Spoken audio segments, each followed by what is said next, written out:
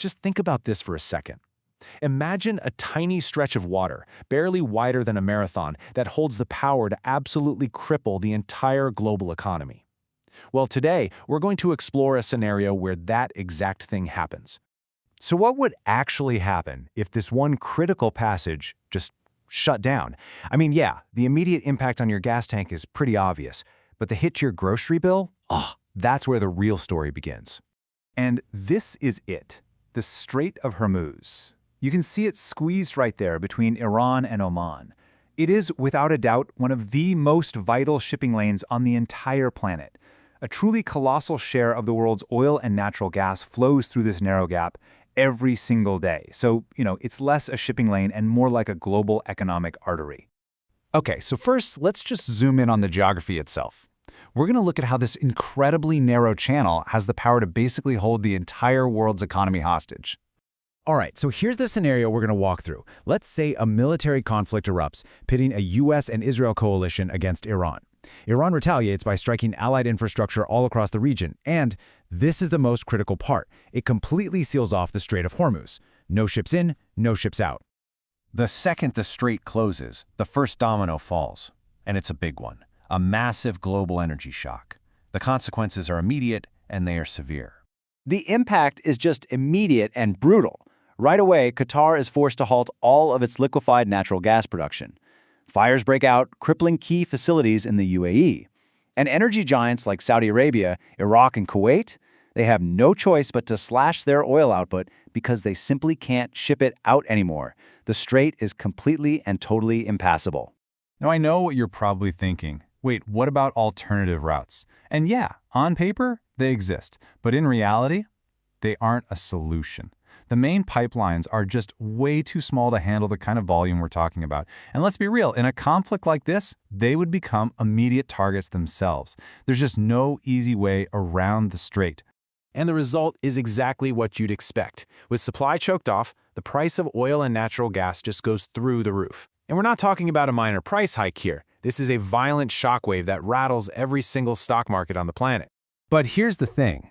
That huge energy shock, as dramatic as it is actually only half the story. The real hidden danger is something most of us wouldn't even think about. Because the real crisis here isn't just about fuel for our cars, it's about food for our tables. See, the same ships that are stuck in the Gulf aren't just carrying oil, they're carrying something just as critical for our daily lives. And this is why.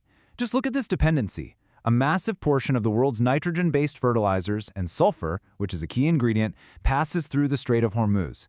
And unlike oil, there are absolutely no alternative pipelines, no other routes. For fertilizer, it's Hormuz or it's nothing.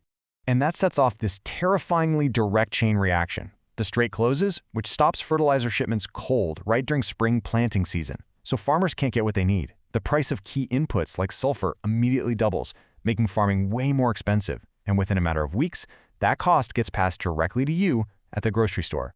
Now, of course, in any global crisis, it never hits everyone equally. A shock like this creates a world of really clear winners and losers, and this is where the geopolitics start to get pretty fascinating. So this scorecard gives us a pretty amazing overview of the global fallout. On one end, you've got a country like South Korea, which is almost completely dependent on Hormuz for its oil, so it gets hit incredibly hard. Then you have India, which is also vulnerable, especially on fertilizer, but it has some buffers, like strategic reserves and access to Russian oil. The US, it's somewhat insulated by its own shale production, but it's definitely not immune to the chaos. Then there's China, which has actually been preparing for this kind of shock, with massive reserves and a huge push into renewables.